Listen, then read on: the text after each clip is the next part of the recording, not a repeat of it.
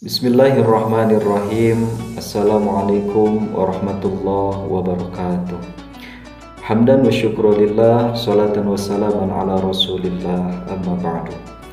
Tiada kata yang patut kita sampaikan selain puja, puji serta rasa syukur kehadirat Allah subhanahu wa ta'ala, yang mana Allah subhanahu wa ta'ala tidak pernah abai sedikit pun dalam memberikan nikmat kepada kita, terkhusus nikmat sehat, nikmat istiqomah dalam iman dan Islam.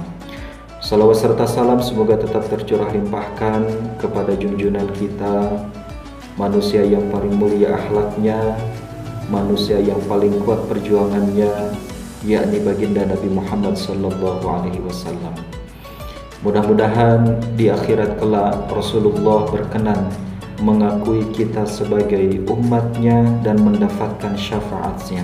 Allahumma salli ala Sayyidina Muhammad wa ala ali Sayyidina Muhammad. Amin ya Allah ya Rabbal Alamin.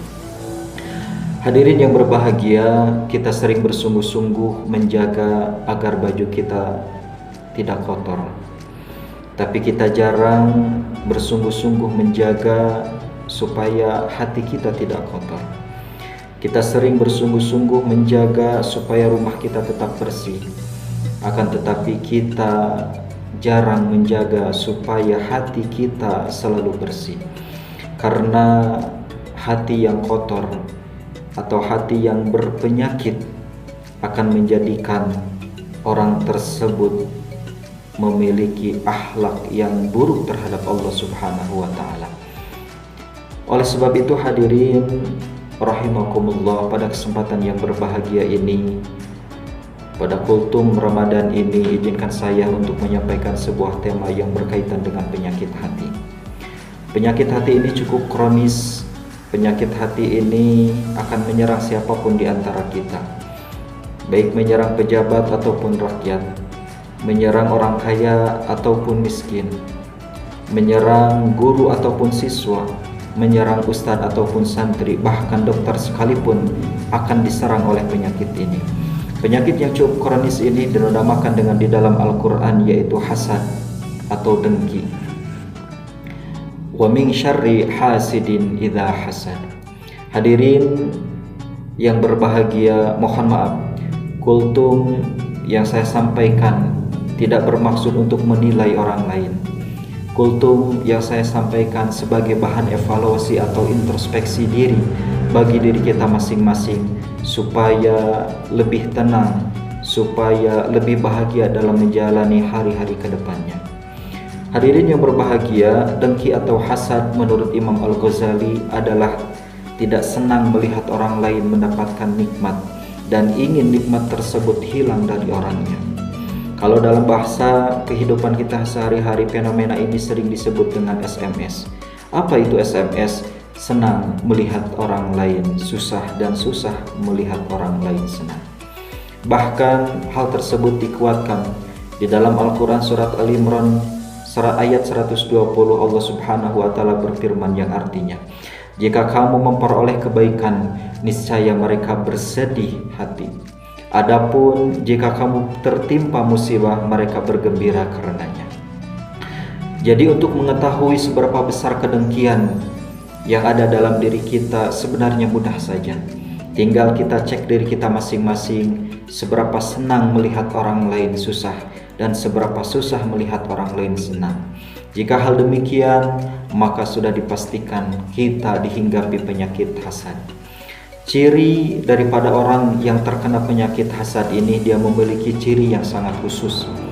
Seperti tutur katanya, suka mencemooh, menjatuhkan, merendahkan, bahkan menghina. Kalau ada orang lain yang dipuji, maka ia akan selalu mencari celah supaya pujian itu tidak cocok dengan orang tersebut. Misalkan hebat bapak itu kata orang lain, maka kata kita biasa saja. Tapi bapak tersebut mendapatkan penghargaan, banyak orang lain juga yang mendapatkan penghargaan. Terus seperti itu.